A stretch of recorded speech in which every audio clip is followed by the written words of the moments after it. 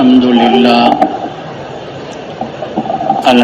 لله نحمده ونستعينه ونستغفره ونؤمن به ونتوكل عليه ونعوذ بالله من شرور أنفسنا ومن سيئات أعمالنا من يهده الله فلا مضل له ومن يضلله فلا هادي له ونشهد أن لا إله إلا الله وحده لا شريك له ونشهد أن سيدنا وحبيبنا ونبينا ومولانا محمدا عبده ورسوله اللهم لك الحمد كما أنت أهله وصل على محمد كما أنت أهله وافعل بنا ما أنت أهله فإنك أنت أهل التقوى وأهل المغفرة يا رب صل وسلم دائما أبدا على حبيبك خير الخلق كلهم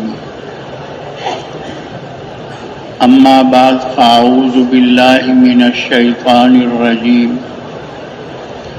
بسم الله الرحمن الرحيم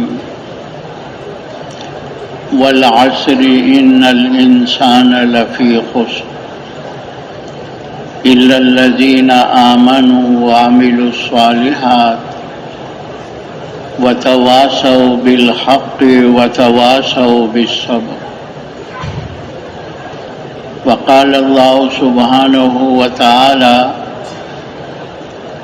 كنتم خير أمة أخرجت للناس تأمرون بالمعروف وتنهون عن المنكر وتؤمنون بالله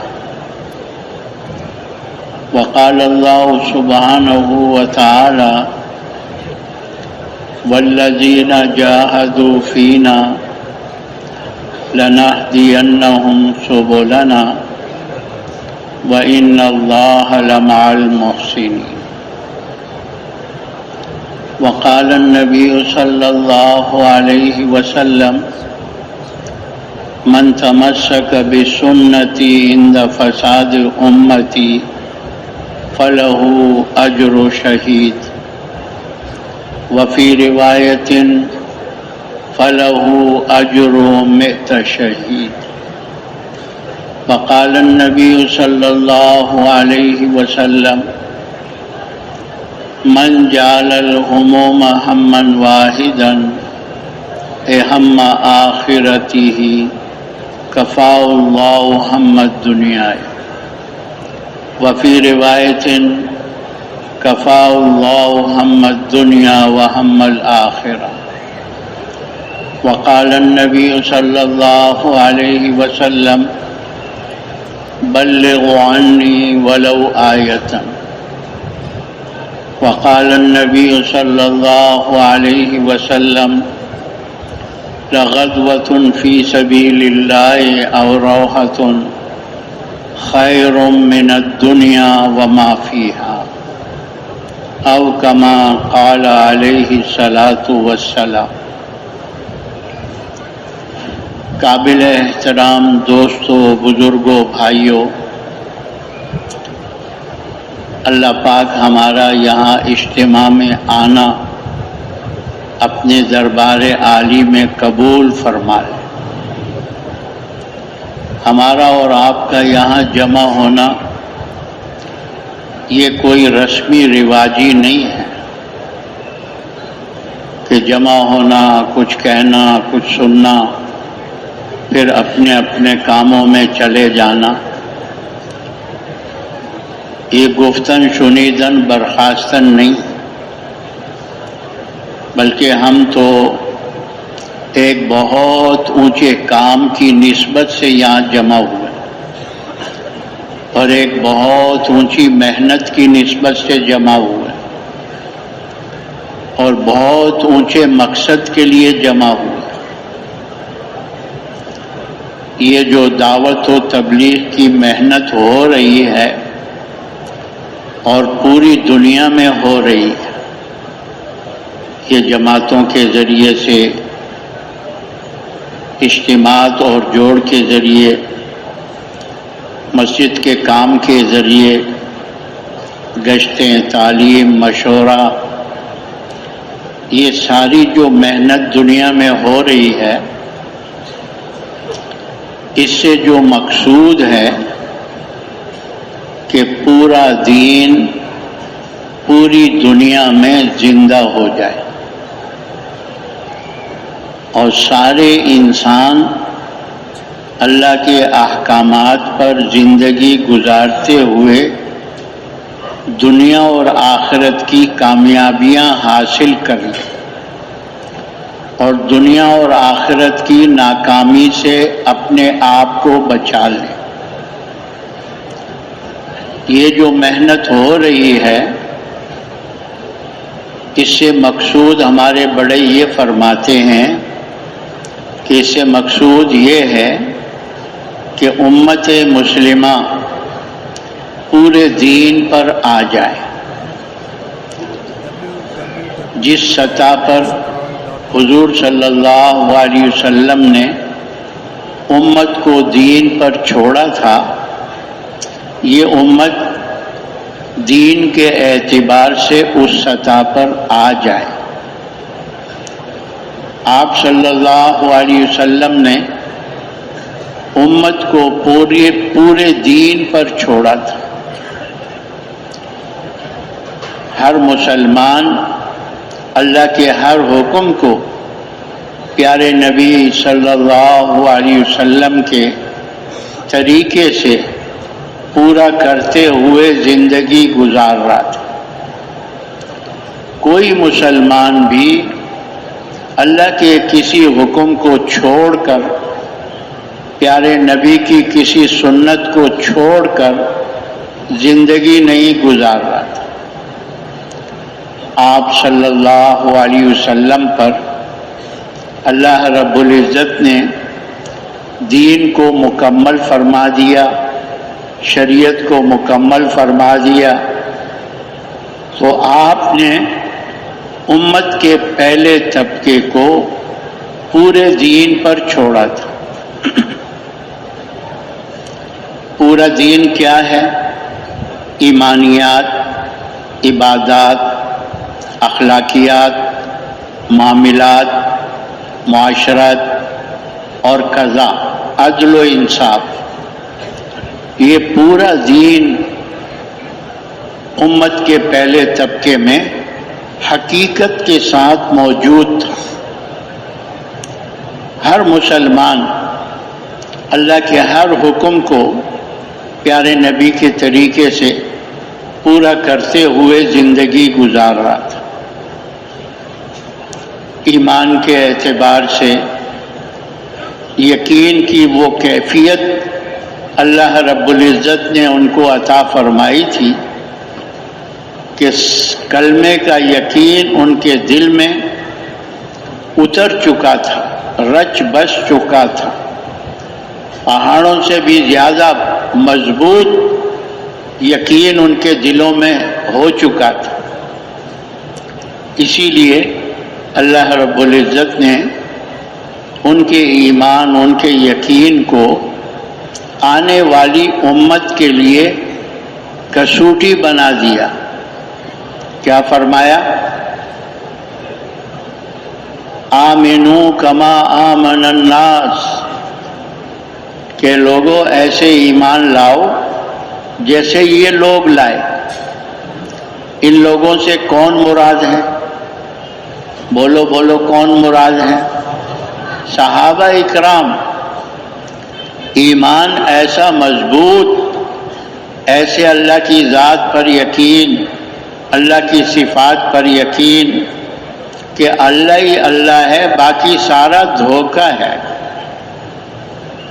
کسی مخلوق سے اثر نہیں لیتے تھے، صرف اللہ کی ذات و صفات کا اثر ان کے دلوں میں تھا۔ جی ہاں، بڑی سے بڑی کوئی مخلوق مقابلے پر ہوتی، اس کا کوئی خوف نہیں تھا، کوئی ڈر نہیں تھا۔ ہاں، کوئی بڑی مخلوق راستے میں آ جاتی، اس سے کوئی ڈر اور خوف نہیں تھا۔ جی ہاں، تو لا الہ الا اللہ یہ یقین ان کے دلوں میں ایسا گھر کر گیا تھا کہ ساری مخلوق کا یقین نکل چکا تھا اور صرف اللہ کی ذات و صفات کا یقین دل میں آیا تھا۔ اللہ کی ہر صفت کا یقین ان کے دلوں میں تھا کہ اللہ رب ہیں، پالنے والے ہیں، ہاں رب العالمین ہیں۔ فرماتے ہیں کہ آسمان سے ایک قطرہ پانی کا نہ برسے اور زمین سے ایک دانہ غلے کا نہ اگے، لیکن ہمیں یقین ہے کہ اللہ ہمیں ہماری روزی پہنچائے گا، کیونکہ روزی دینے والا، پالنے والا کون ہے؟ اللہ ہے۔ وہ اللہ جس نے عالم ارواح میں پالا، جس نے ماں کے پیٹ میں پالا، جس نے ماں کی گود میں پالا، جس نے دان دیے تو روٹی بھی کھانے کے لیے دی، ہر کے دندان میں دیت وہ نان میں دیت۔ جو دان دیتا ہے روٹی بھی کھانے کے لیے دیتا ہے۔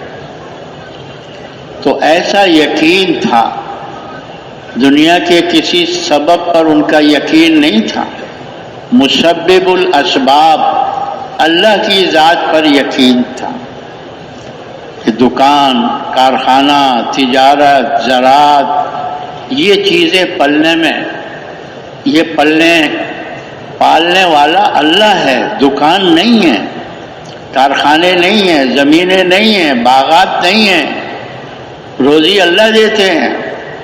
ہاں، ایسا یقین ان کے دلوں میں تھا، اور اللہ پاک کے حفیظ ہونے کا ایسا یقین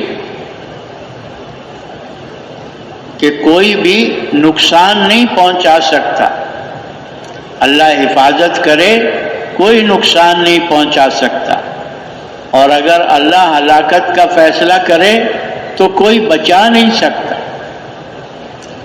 اللہ کی ہر صفت کا یقین دلوں میں ایسا گھر کر گیا تھا کہ سمندر بھی آگے آگے سامنے آ گئے، ان سے نہیں گھبرائے اور اپنی سواریوں کو اس پہ ڈال دیا۔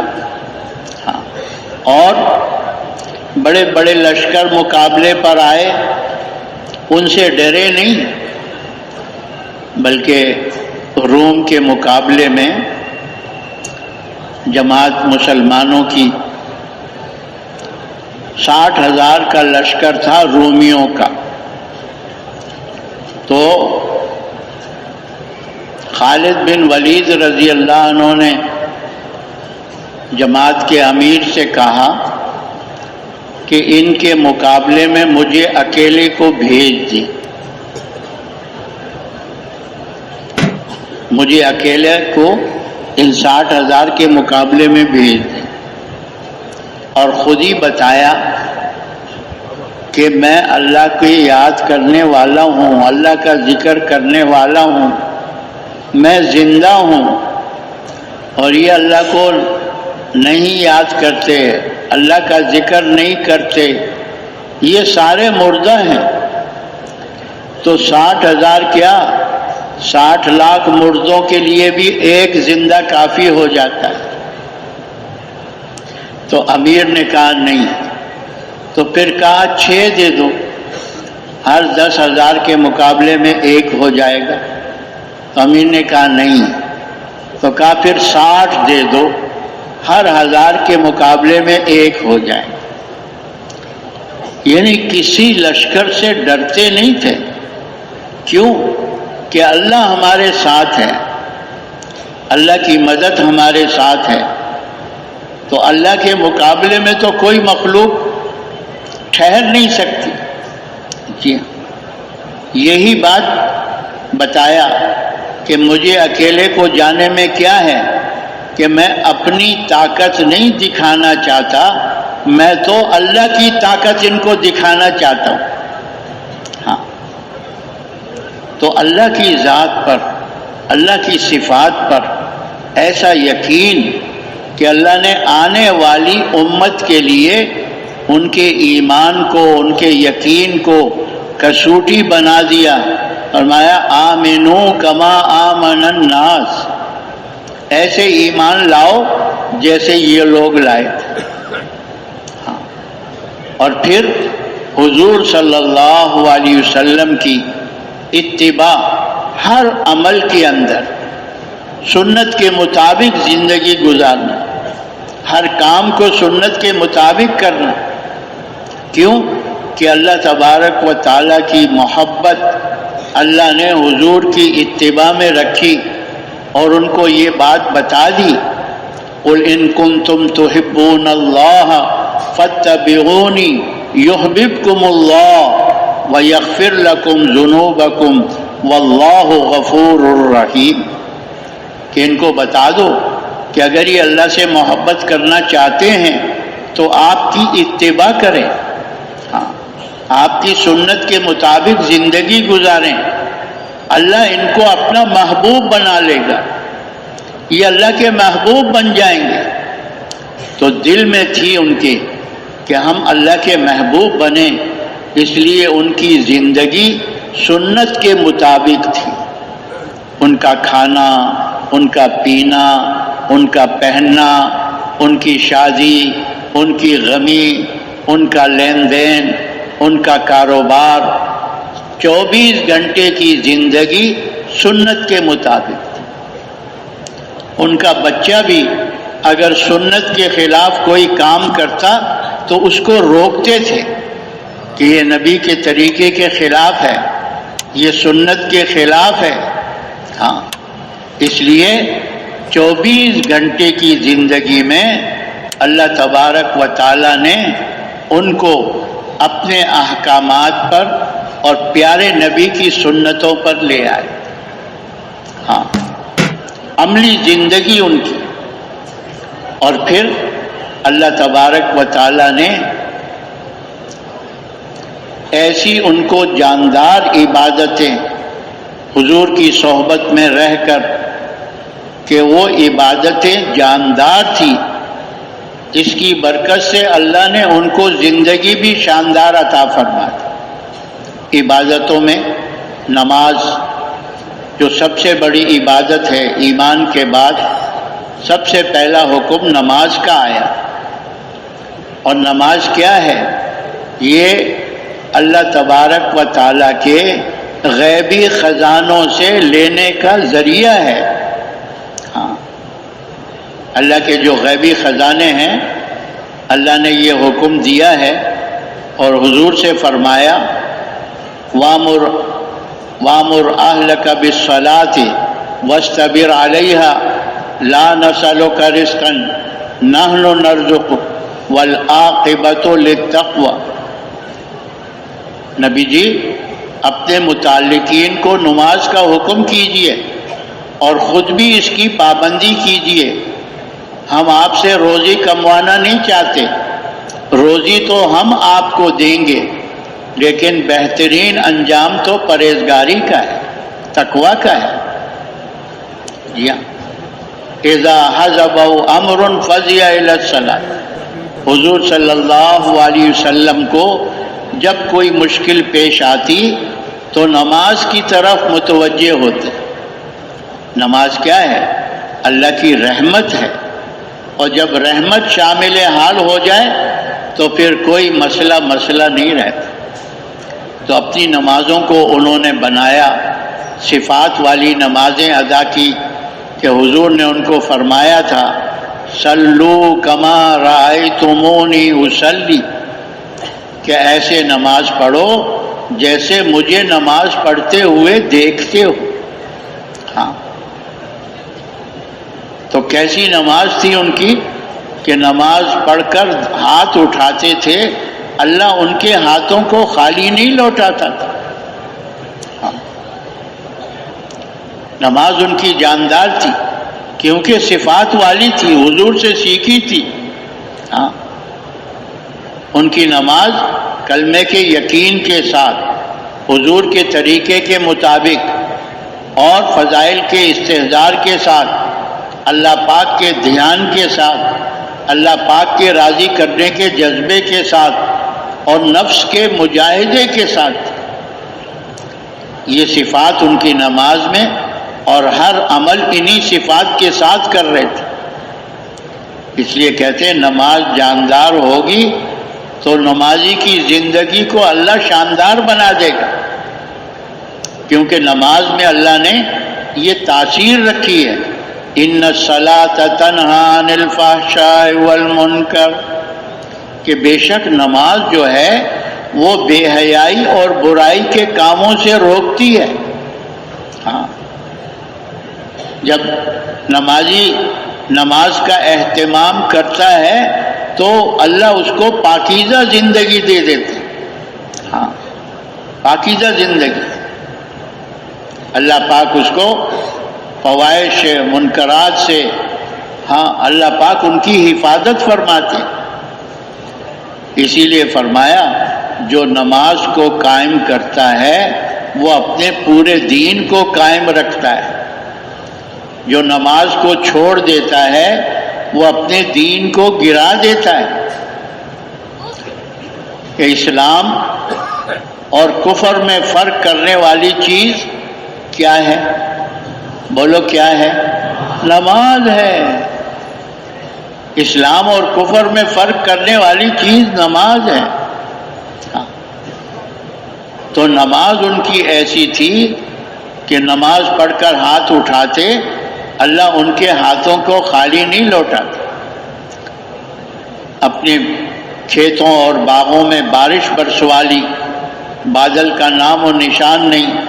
نماز پڑھی، دعا کی، نماز پڑھی، دعا کی، اللہ نے بادل بھیجا اور ان کے باغ پر برسا. ہاں، یہاں تک کہ انہوں نے نماز اور دعاؤں کی برکت سے اپنے مردوں کو زندہ کروایا. وہ بوڑھی عورت مدینہ منورہ آئی، اس کے ساتھ ان کا جوان بیٹا بھی تھا، دونوں مسلمان ہو گئے تھے. تو چند دنوں کے بعد بیٹے کا انتقال ہو گیا، اور صحابہ فرماتے کہتے ہیں کہ ہم نے اس کو غسل دے کر کفن پہنا دیا اور حضور صلی اللہ علیہ وسلم کے گھر سے نکلنے کے انتظار میں تھے تاکہ آپ کو بتا دیں کہ ان کا جنازہ پڑھا دیں اور اس کو دفنا دیں. تو صبح کی نماز میں حضور صلی اللہ علیہ وسلم باہر آئے تو ہم نے ان کو بتایا. تو انہوں نے پوچھا اس کی ماں کو تم نے اطلاع دے دی، خبر دے دی ہے؟ کہ نہیں، اس کی ماں کو تو خبر نہیں دی. کہا اس کو خبر دے دو. تو اس کی ماں کو خبر پہنچی تو وہ چل کر آئی اور پیروں کی طرف بیٹھ کر بیٹے کے پیر کا انگوٹھا پکڑا اور اللہ سے دعا گو ہوئی کہ اللہ میں ہجرت کر کے یہاں آئی اور تیرے نبی پر ایمان لائی، تیرے پر ایمان لائی، اور یہ میرا بیٹا جوان فوت ہو گیا، اور یہ مجھے قوم والے، قبیلے والے طعنہ دیں گے، اس لیے تو قادر ہے کہ کل قیامت کے دن تو اس کو زندہ کرے گا، اس پر بھی قادر ہے کہ تو آج اس کو زندہ کر دے.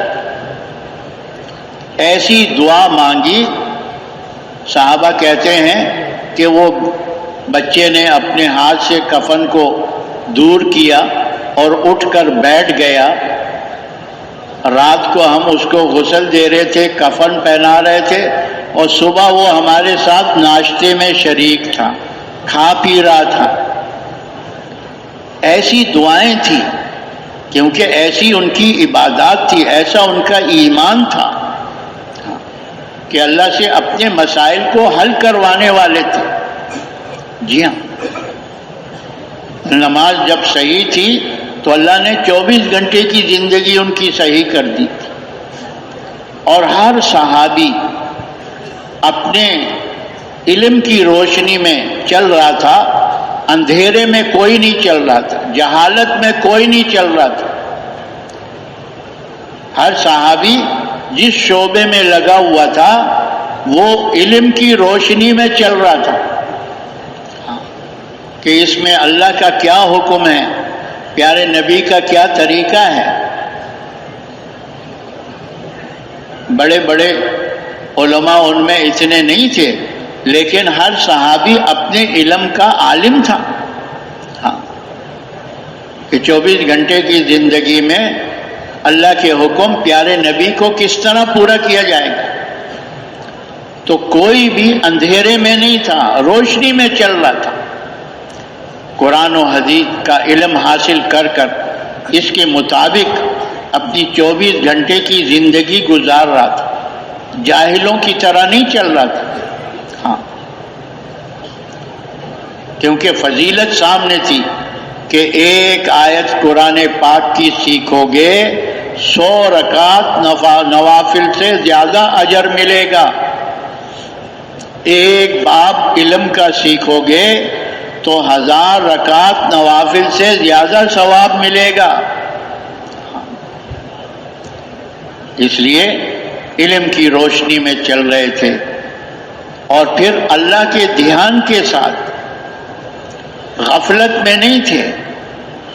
اللہ یاد تھا کہ اللہ مجھے دیکھ رہا ہے، اللہ مجھے سن رہا ہے، اللہ میرے ساتھ ہے، ہاں، اس دھیان کے ساتھ 24 گھنٹے کی زندگی گزر رہی تھی، ہاں، کیونکہ اللہ حضور صلی اللہ علیہ وسلم نے ان کو فرما دیا تھا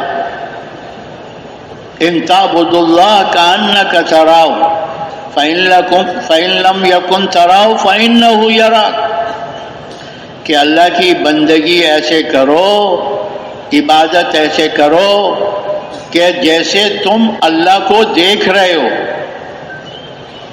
اور اگر یہ کیفیت نہیں بنی تو اس دھیان کے ساتھ چلو کہ اللہ تمہیں دیکھ رہا ہے۔ کیوں بھائی؟ اللہ پاک فرما رہے ہیں جہاں تم 2 ہو تیسرا کون ہے، اور جہاں تم 3 ہو چوتھا کون ہے، جہاں تم 4 ہو 5واں کون ہے۔ اللہ تبارک و تعالیٰ نے تو یہاں تک فرما دیا کہ میں تمہاری شارک سے بھی قریب ہوں۔ شارک یہ سب سے زیادہ قریب انسان کے، اس سے بھی زیادہ اللہ قریب ہے۔ جی ہاں، تو غفلت میں نہیں چل رہے تھے، اللہ کی یاد کے ساتھ چل رہے تھے کہ اللہ دیکھ رہا ہے، اللہ سن رہا ہے، اللہ میرے ساتھ ہے۔ ان صحابہ کا کیا کہنا جو ماحول میں چل رہے تھے، ان کے چرواہوں کو یہ دھیان حاصل تھا، جو کئی عرصے کے بعد مدینہ ان کا آنا ہوتا تھا، اعمال میں شریک ہونا ہوتا تھا، بکریاں چراتے تھے جنگلوں میں جا کر۔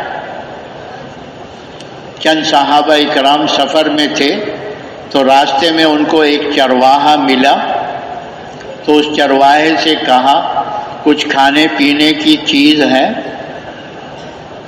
تو چرواہے نے کہا کہ بکریاں ہیں، ان کا دودھ ہے، اگر آپ پینا چاہیں تو میں آپ کو بکریوں کا دودھ نکال کر پلا سکتا ہوں، اس لیے کہ مالک نے اجازت دی ہوئی ہے کہ کوئی مسافر تم سے دودھ مانگے بکری کا تو اس کو پلا دیا کرو۔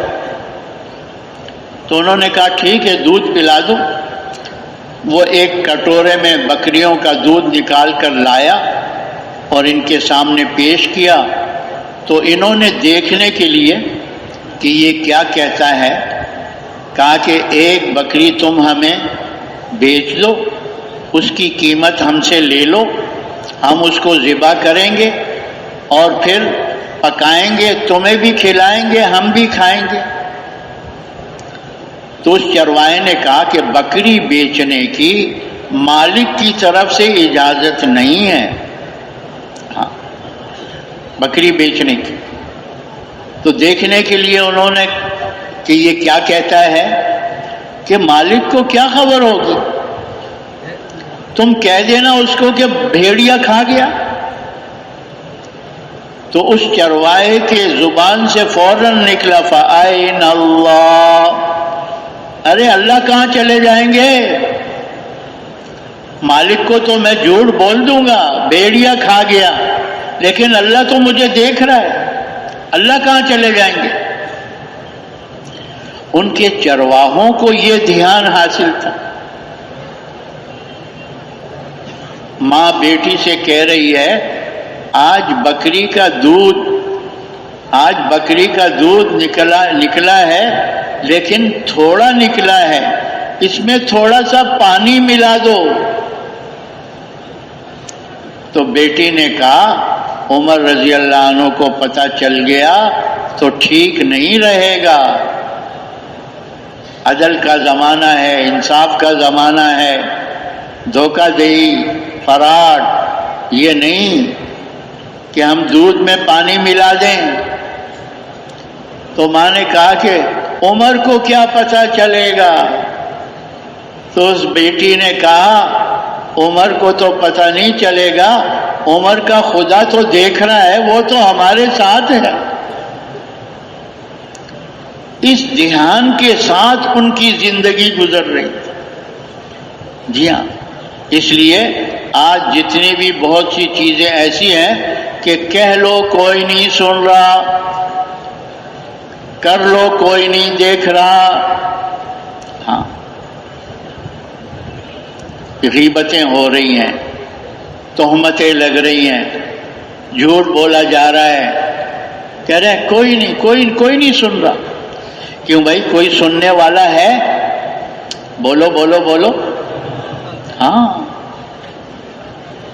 ایک چھوٹا بچہ دیکھ رہا ہو، ہاں ایک چھوٹا بچہ، آدمی بدکاری کی طرف نہیں جاتا کہ کوئی دیکھ رہا ہے، یہ چھوٹے بچے کی حیثیت کیا ہے، لیکن اللہ دیکھ رہا ہے اور یہ گناہوں کی طرف جا رہا ہے۔ کون دیکھ رہا ہے بھائی؟ بولو اللہ دیکھ رہا ہے کہ نہیں دیکھ رہا؟ ہاں یہ استحضار تھا، یہ تسبیح سے مقصود یہی ہے کہ اللہ کا دھیان حاصل ہو جائے کہ اللہ دیکھ رہا ہے، اللہ سن رہا ہے، اللہ ہمارے ساتھ ہے۔ ہاں اور پھر اخلاق کے اونچے معیار پر تھے، اپنی ضرورتوں کو پیچھے کر کے لوگوں کی ضرورتوں کو پورا کرنے والے تھے۔ ہاں مہمان کو لائے ہیں، چراغ کو بجھوا دیا، مہمان کے سامنے جو بچوں کا بچا ہوا رکھا ہوا تھا وہ ان کو کھلا دیا، بچوں کو سلا دیا، اور چراغ بجھا کر میاں بیوی مہمان کے ساتھ ہاتھ چلا رہے ہیں، منہ چلا رہے ہیں، کھا نہیں رہے کہ مہمان کا پیٹ بھر جائے۔ کوئی مسکین کی صدا آتی ہے، خود روزے سے ہیں، ساری روٹیاں ان کو دے دیتے۔ یتیم کی صدا آتی ہے، روزے سے ہیں، روٹیاں اس کو دے دیتے، خود پانی سے افطار کر لیتے۔ کسی قیدی کی آواز آتی ہے، روٹیاں ان کو دے دیتے ہیں اور خود پانی سے روزہ افطار کر لیتے۔ وَيُؤْثِرُونَ عَلَىٰ أَنفُسِهِمْ وَلَوْ كَانَ بِهِمْ خَصَاصَةٌ، کہ اپنے نفسوں پر دوسروں کو ترجیح دیتے تھے حتیٰ کہ وہ خود اس چیز کے محتاج تھے، ضرورت مند تھے۔ ہم بار بار اس واقعے کو دہراتے ہیں، سنتے ہیں کہ ایک بکری کی سری ایک پہلے گھر سے چلی، دوسرے گھر، تیسرے گھر، چوتھے گھر، پانچویں گھر، چھٹے گھر، ساتویں گھر، ساتویں گھر پر پہنچ کر پھر آٹھویں گھر پہلے گھر میں پہنچ گئی۔ یہ کیوں چکر لگا سری کو؟ کہ اس ہمسائے نے سمجھا یہ زیادہ محتاج ہیں، ان کے گھر میں بھیج دیا۔ انہوں نے کہا وہ زیادہ ہے، اس کے گھر بھیج دیا۔ وہ زیادہ محتاج، اس کے گھر بھیج دیا۔ ایک دوسرے پر ترجیح دیتے تھے۔ ہاں، یہ زندگی تھی، یہ آپس کا اکرام تھا، یہ آپس کا تعلق تھا۔ جی ہاں، دنیا کے معاملے میں آپس میں ان کا کوئی لڑائی جھگڑا نہیں ہوا۔ ہاں، ایک صحابی کا انتقال ہوا تو ان کا بیٹا ایک صحابی کے پاس آیا کہ چچا جان، میرے باپ کا آپ پر قرضہ ہے۔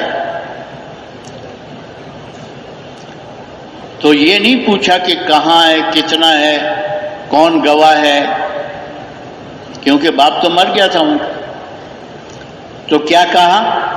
جب چاہے لے لو، کہو تو ابھی دے دوں۔ تو کہا ابھی تو مجھے پوری معلومات نہیں ہے کتنا قرضہ ہے، ہاں تو میں ذرا جا کر دیکھ لوں، وصیت نامے میں جو لکھا ہوگا پھر میں آپ کو بتا دوں گا۔ وہ گئے اور وہ جو کتاب دیکھی تو واپس آ کر معذرت کی۔ کیا کہا کہ چچا جان، میرے باپ کا آپ پر قرضہ نہیں ہے، وہ جو لکھا ہوا ہے آپ کا اتنا قرضہ میرے باپ نے دینا ہے، مجھ سے بھول ہو گئی۔ ہاں، تو کیا کہا؟ جب چاہے دے دینا، اگر کہو تو میں معاف کر دیتا ہوں۔ تو اس نے کہا میں معاف کروانے نہیں آیا ہوں، آپ مجھ سے قرضے میں ایک چھوٹی سی زمین کا ٹکڑا ہے، بنجر ہے، پانی نہیں ہے، وہ آپ اس قرضے میں اگر لینا چاہیں تو وہ لے لیں۔ تو انہوں نے کہا وہی دے دو۔ ہاں جی، وہ بنجر زمین لی اور اس پہ مصلی بچھایا اور نماز پڑھ کے اللہ سے مانگا، اور زمین سے جب تک نیچے سے پانی اوپر نہیں آیا سجدے سے سر نہیں اٹھایا، دعا بند نہیں کی۔ جب محسوس ہوا کہ نیچے سے پانی اوپر آ رہا ہے، مصلے کو ہٹا کر خادم سے کہا اس جگہ کو کھودو۔ کھودا تو پانی کا چشمہ نکل آیا، ساری زمین سیراب ہو گئی۔ یہ محبت کی برکتیں، تعلق کی برکتیں ہیں۔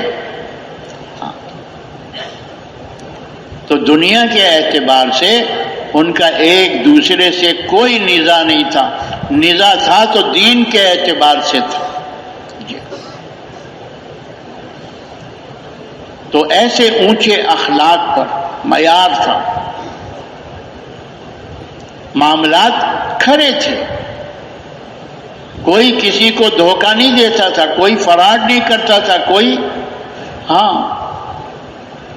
صاف ستھرے معاملات تھے، کھڑے معاملات تھے، لین دین کے بالکل صاف طریقے ان کے اندر، جو اللہ نے فرمایا، جو اللہ کے رسول نے بتایا اس کے مطابق ان کا عمل چل رہا تھا۔ ہاں، جب ان کے معاملات ایسے تھے تو اللہ پاک نے ان کی معاشرتی زندگی کو بھی ایسا بنا دیا تھا، امن قائم کر دیا تھا، لوگوں کی جانیں محفوظ ہو گئیں، لوگوں کے مال محفوظ ہو گئے، لوگوں کی عزت آبرو محفوظ ہو گئیں۔ جی ہاں، پہلے تو نہ جان محفوظ تھی، نہ مال محفوظ تھا، نہ عزت آبرو محفوظ تھی۔ ہاں، معاشرے میں لوٹ کھسوٹ تھی، لوٹ کھسوٹ تھی۔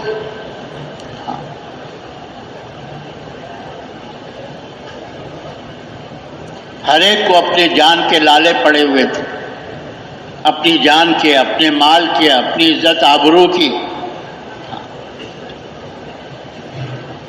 اور حضور صلی اللہ علیہ وسلم نے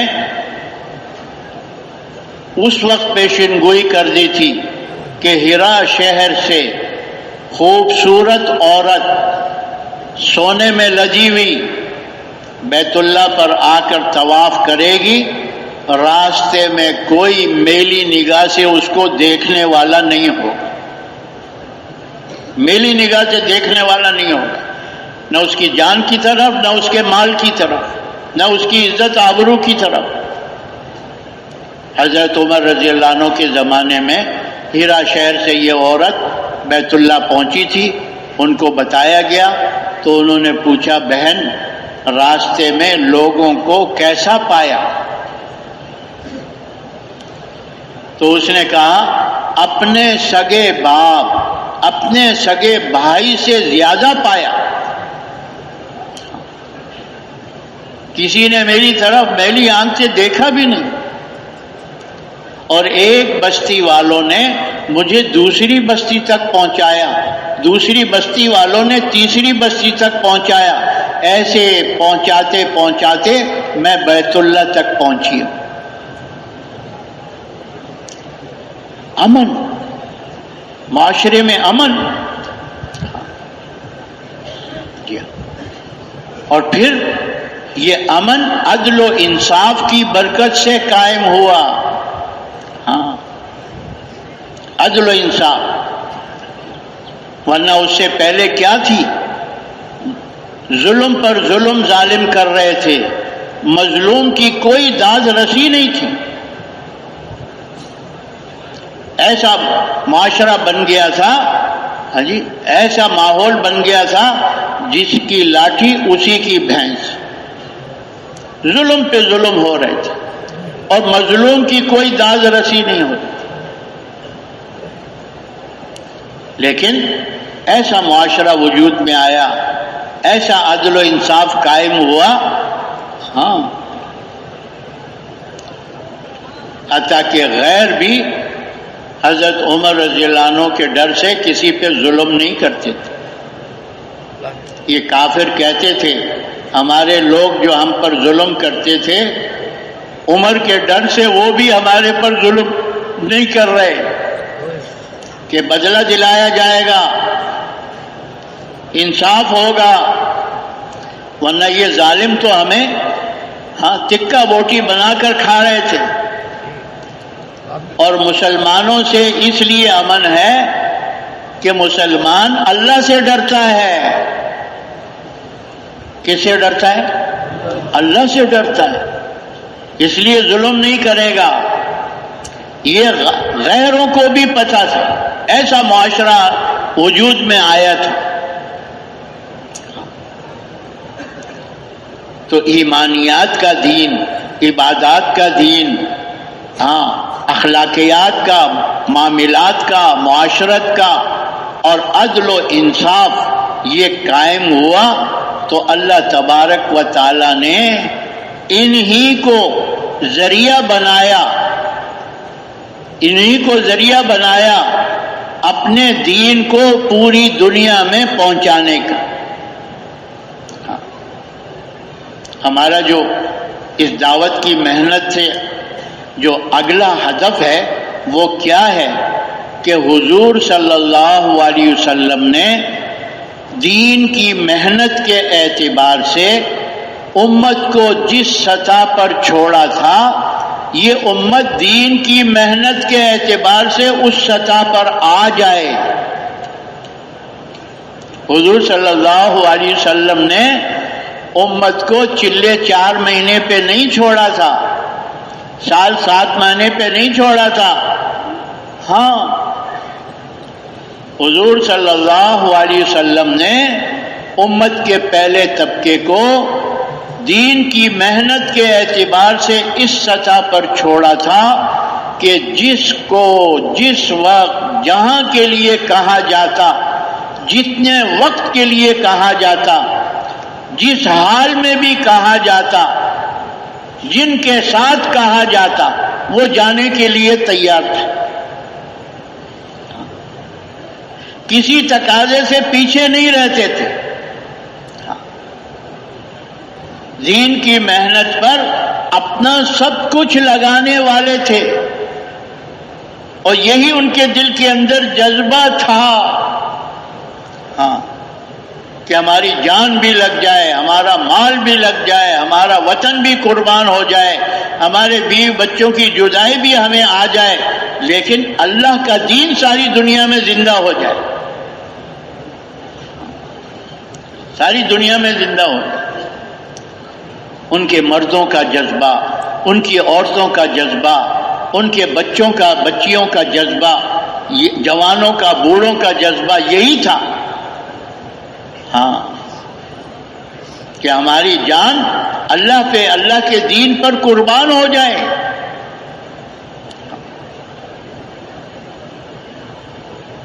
عمر بن جموح رضی اللہ عنہ ٹانگ سے لنگڑے ہیں، اور اللہ نے معذور کو نہ نکلنے پر کوئی وعید نہیں رکھی، اجازت دی ہے کہ معذور جو ہے اگر اللہ کے راستے میں نہ جائے تو کوئی بات نہیں، لیکن بیوی کے دل میں یہ ہے کہ میرا بیٹا جا رہا ہے، میرا خاوند بھی اللہ کے راستے میں جائے، تاکہ اللہ کے راستے میں جان لگے گی تو اللہ پاک جنت بھی شہیدوں والی دے گا۔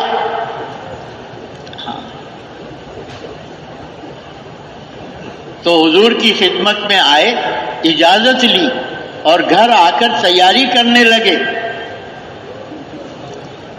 تو بیوی نے دیکھا اب تو جذبہ بنا ہوا ہے، کہیں راستے میں کسی نے قرآن کی آیت پڑھ دی، ہاں،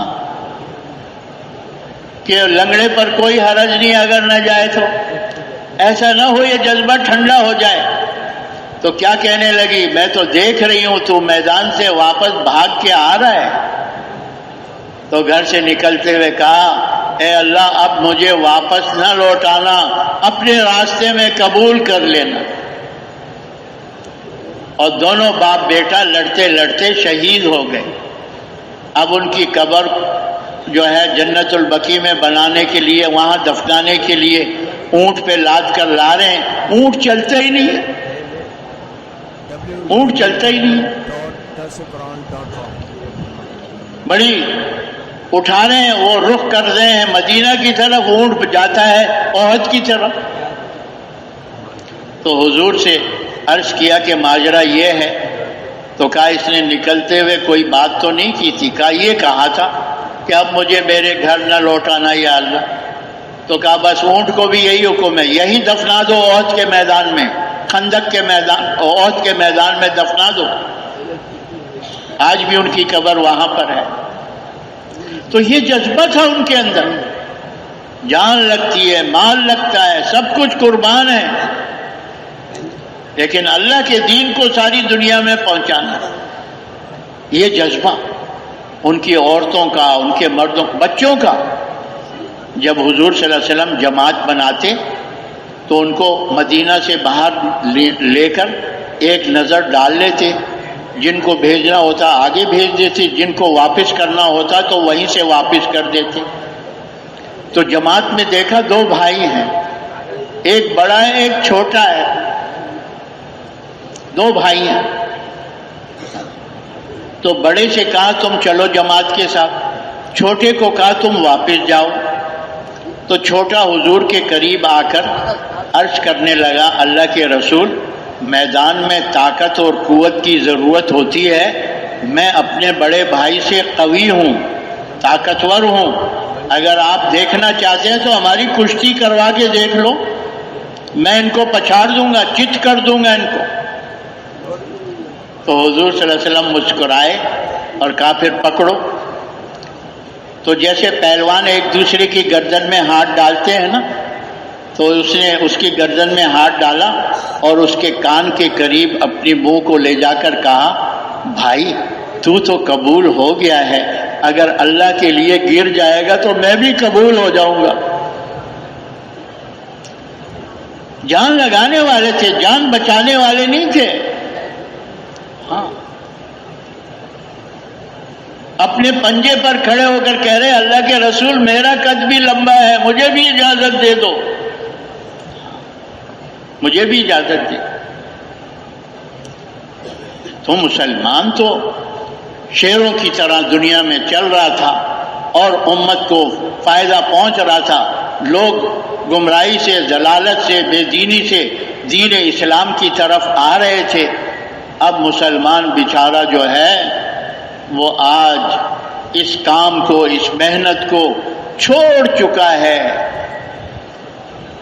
ہاں، اگر کر رہا ہے ثواب کی نیت سے کر رہا ہے، ثواب ملے گا. ثواب 49 کروڑ 7 لاکھ 20 لاکھ، اسی ثواب کا انکار نہیں ہے، ثواب لینا بھی ہے، لیکن کرنا کس کے لیے ہے؟ کہ اللہ راضی ہو، اللہ کا دین ساری دنیا میں پھیلے. ہاں، حضور کی امت جہنم سے بچ کر جنت میں جانے والی بن جائے. ہاں، صحابہ اکرام امت کے شیر تھے، اس لیے کسی سے ڈرنے والے نہیں تھے.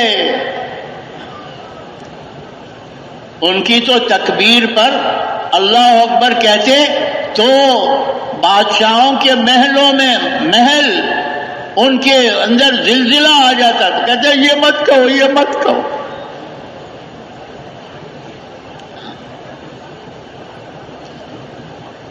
کیونکہ مسلمان شیر تھا اور جنگل کا شیر تھا، پنجرے کا شیر نہیں.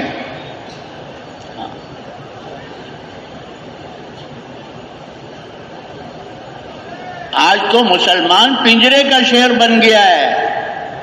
مولانا یوسف صاحب رحمۃ اللہ علیہ کے بارے میں سنا کہ حجاز مقدس کے سفر سے یہاں کراچی آنا ہوا تو کراچی میں مکی مسجد میں قیام تھا اور کچھ دن تھے تو کراچی کے مختلف مسجدوں میں جا کے مغرب میں ان کا بیان ہوتا تھا.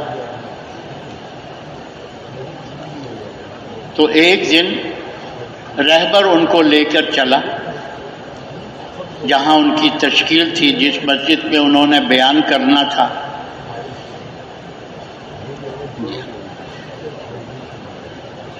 تو مکی مسجد گارڈن روڈ پر ہے.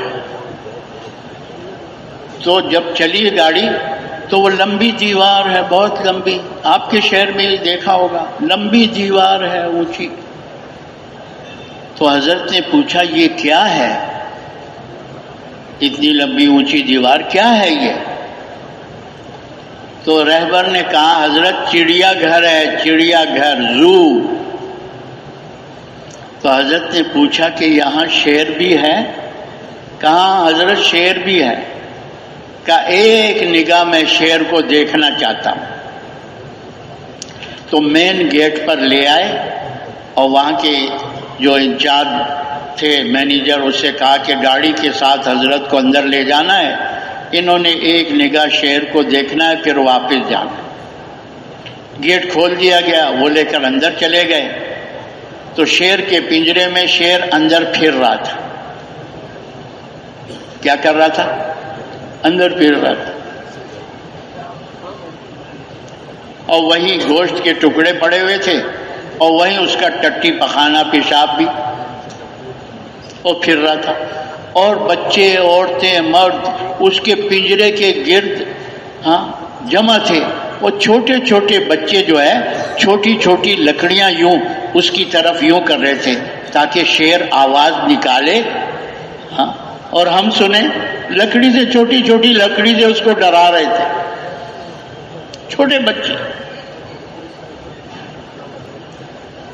اور شیر وہیں پنجرے میں پھر رہا تھا. تو حضرت نے دیکھا اور واپس گاڑی میں بیٹھ کر سیدھا جہاں تشکیل تھی اور یہاں سے بیان شروع کیا کہ یہ امت اور امت کا پہلا طبقہ یہ جنگل کے شیر تھے، صحابہ اکرام.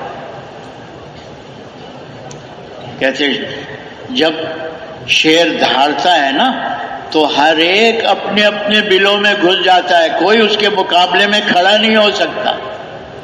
سارے اپنے دم دبا کے بھاگ جاتے ہیں ایک دھاڑ سے.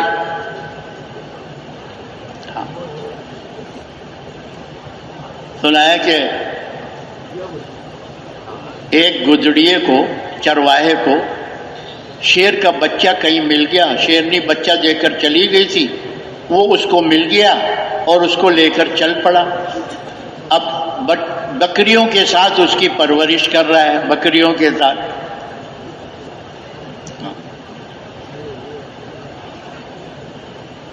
بکریوں کے ساتھ تو اسی میں وہ بڑا ہو رہا ہے، وہ جیسے بکریاں میں کر رہی ہیں، یہ بھی میں کرتا ہے کہ جس کی آدمی جو ہے صحبت اختیار کرتا ہے اس کی خوبو بھی اس کے اندر آ جاتی ہے۔ تو ایک دن وہ بڑا ہوتا رہا، وہ بکری ایک دفعہ چرواہا بکریاں لے کر ایک بڑے گھنے جنگل میں چلا گیا، اور یہ شیر کا بچہ ان کے ساتھ ساتھ۔ تو دور سے ایک ببر شیر آیا، دیکھا بکریوں کا ریوڑ ہے اور اس میں میرے جن سے شیر کا بچہ بھی پھر رہا ہے، اور یہ بکریاں اس سے نہیں ڈر رہی، یہ کیا ماجرا ہے؟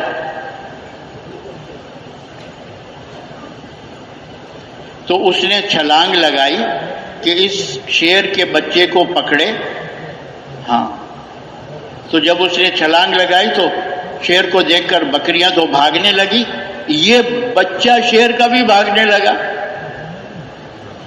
تو کسی طرح اس کو پکڑ لیا۔ تو یہ شیر اس کو کہنے لگا، تو کیوں بھاگتا ہے؟ تو میرا جنس کا ہے، تو بھی شیر ہے۔ تو کیا کہنے لگا، نہیں میں بکری ہوں، میں بکری ہوں، میں بکری ہوں۔ نہیں تو شیر ہے، ارے شیر کا بچہ ہے۔ نہیں میں بکری ہوں، بکری۔ اس کو لے کر ایک تالاب پر آیا اور کہا کہ اپنی شکل بھی دیکھ، میری شکل بھی دیکھ، بکریوں کی شکل بھی دیکھ، اب بتا تو کون ہے؟ تو کون ہے؟ تو جب شیر دیکھا تو کیا اس کی اور شیر کی شکل مل رہی تھی، یہ شیر کا بچہ تھا۔ تو شیر نے کہا دھاڑ لگا، وہ اللہ نے فطری طور پر رکھی ہے نا، جب اس نے آواز نکالی شیر کی طرح دھاڑا، جو بکریاں دوڑ رہی تھی اور زیادہ دوڑنے لگی۔ تو فرمایا آج مسلمان جنگل کا شیر نہیں رہا، آج مسلمان پنجرے کا شیر بن گیا ہے، اور انہی خوبوں میں چل رہا ہے جیسے غیر چل رہے ہیں۔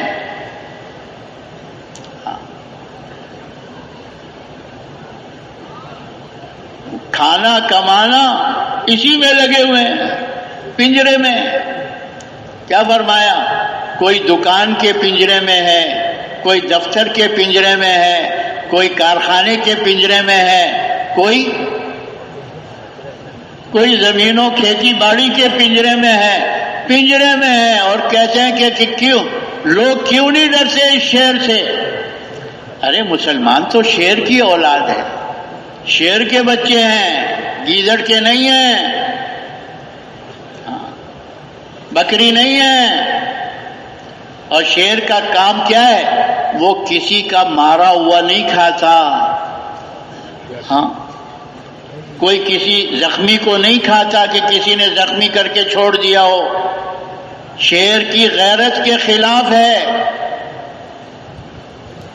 اس پر واقعہ سنایا کہ ایک بادشاہ بیٹھا ہوا اپنے وزیروں کے ساتھ چھری سے کوئی پھل وغیرہ کاٹ رہا تھا، تو اس کی انگلی پر چھری لگ گئی اور انگلی پہ زخم آ گیا۔ اب وہ کہتا ہوئی بڑی تکلیف ہو رہی ہے بڑی۔ تو ایک وزیر جو ساتھ بیٹھا ہوا تو کہنے لگا اس میں بھی خیر ہے، اس کا تقیہ کلام تھا، اس میں بھی خیر ہے۔ بادشاہ کو غصہ آیا، میری انگلی کٹی، خون نکل رہا ہے، زخمی ہو گیا، اور یہ کہہ رہا ہے اس میں بھی خیر ہے۔ بادشاہ نے حکم دیا فوجی کو، پکڑو اس کو، بھیجو جیل میں ڈال دو اس کو۔ تو جب اس کو فوجی پکڑ کر لے جا رہے تھے سپاہی، تو وہ کہہ رہا تھا اس میں بھی خیر ہے، اس میں بھی خیر ہے۔ تو بادشاہ کا اپنی ترتیب سے شکار کے لیے جانا تھا، وہ دن آیا تو شکار کے لیے نکل گیا، انگلی پہ زخم تھا، پٹی وغیرہ باندھی ہوئی تھی، چلا گیا اور اپنے لشکر سے بچھڑ کر ایک گھنے جنگل میں چلا گیا، اور وہاں ایک شیر آ گیا سامنے۔ اب بادشاہ کے تو ہوش اڑ گئے کہ شیر تو ابھی کھا جائے گا مجھے۔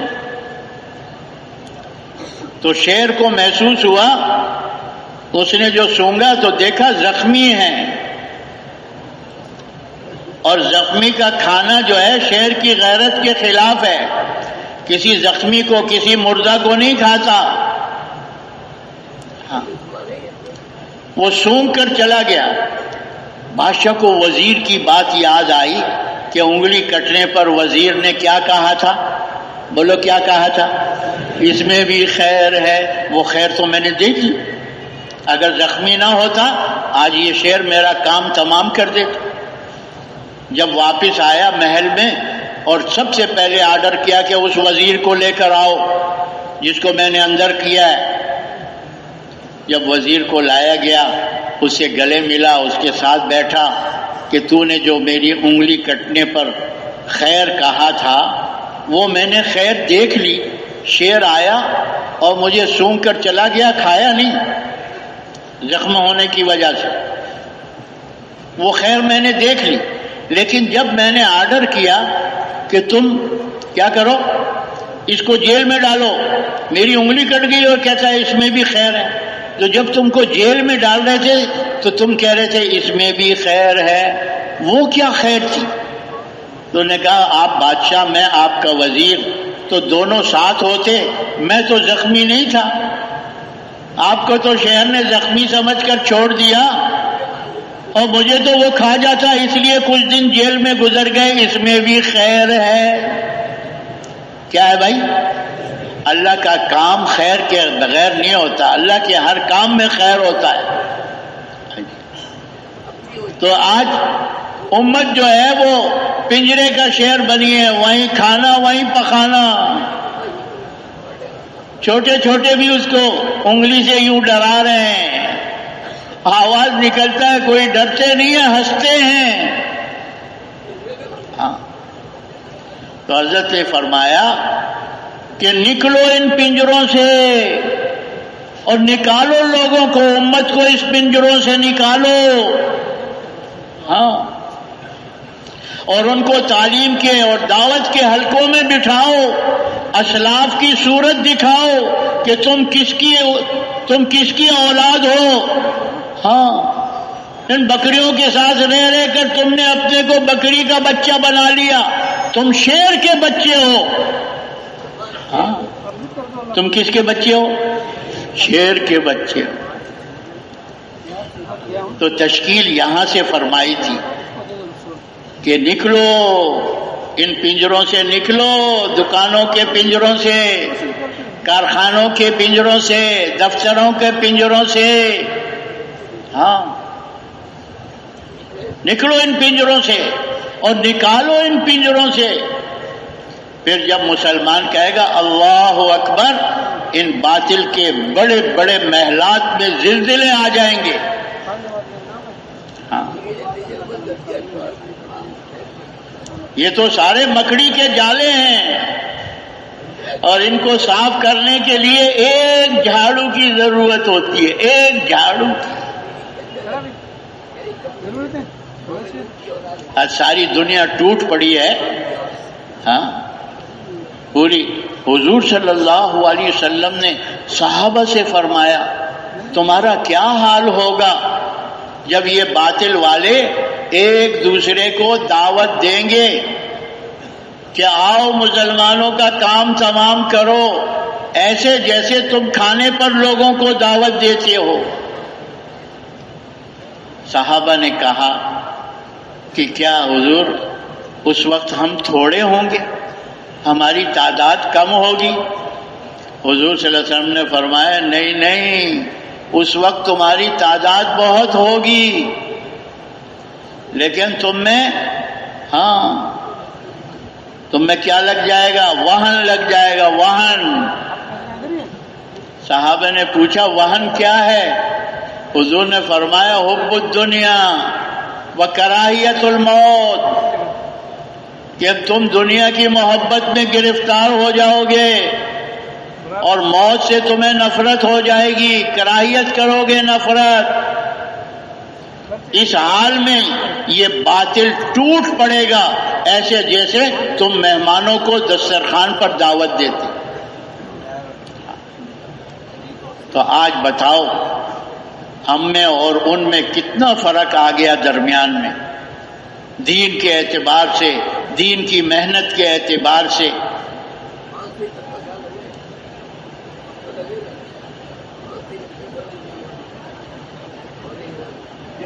آج کوئی حد ہے؟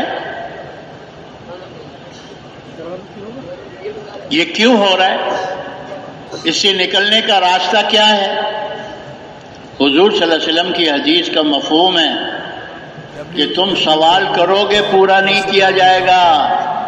اگر تم نے نیکی کی طرف بلانا، برائی سے منع کرنا چھوڑ دیا، سوال کرو گے سوال پورا نہیں ہوگا، مدد مانگو گے مدد نہیں ملے گی، دشمن کے خلاف تمہاری دعائیں ہوں گی وہ قبول نہیں ہوں گی۔ ہاں،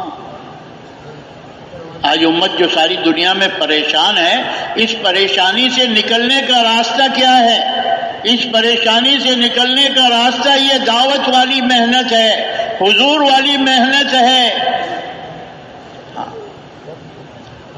سارے مسائل کا حل دعوت کی محنت ہے، دعوت کی محنت ہے۔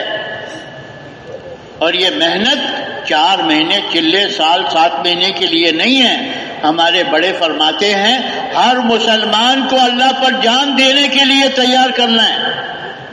بتاؤ اس سے بڑی کون سی موت ہوگی جس کی جان اللہ پر، اللہ کے دین پر لگ جائے؟ شہادت کا بہت بڑا درجہ ہے۔ ہاں، جان تو جانی ہے، لیکن اس طرح جائے کہ اللہ پر ہماری جان قربان، اللہ کے دین پر ہماری جان قربان ہو جائے۔ اب تو ہمیں 4 مہینے چلے دینے مشکل ہو رہے ہیں۔ کیوں؟ پیچھے دیکھ رہے ہیں، بیوی بچے کاروبار یہ جو چھوٹنے والی چیزیں انہی کی طرف ہمارا رخ ہے، اور جو آگے آنے والی منزلیں ہیں اس کی طرف ہمارا رخ ہی نہیں ہے کہ قبر ہے، حشر ہے، پلسرات ہے، جنت ہے، دوزخ ہے، اس کی طرف ہمارا رخ ہی نہیں ہو رہا۔ یہ کیوں؟ کہ صدیاں گزر گئیں امت سے یہ محنت چھوٹے ہوئے، اور آج مسلمان اپنی زندگی کے مقصد کو بھول گیا۔ کھانا کمانا، بیوی بچوں کو پالنا، اسی کو کام بنا لیا۔ یہ مقصد نہیں ہے، ضرورت ہے۔ مسلمان کی زندگی کا مقصد کیا ہے؟ دعوت اللہ، خروج فی سبیل اللہ، لإعلاء کلمۃ اللہ فی العالم کل۔ اللہ کی طرف بلانا، اللہ کے راستے میں نکلنا، تاکہ اللہ کا کلمہ ساری دنیا میں بلند ہو، ساری دنیا میں دین پہنچے، دین زندہ ہو۔ ہاں، تو اس کے لیے ہمارے بڑے کہتے ہیں اس کام کو کرتے کرتے مرنا ہے اور مرتے مرتے کرنا ہے۔ کرتے کرتے مرنا ہے اور مرتے مرتے سب اس کے لیے تیار ہو۔ آواز نہیں آئی، گلے میں پھنس گئی۔ سوشل میڈیا پر سب سے قدیم اور سب سے ریلائبل برانڈ درسقرآن.com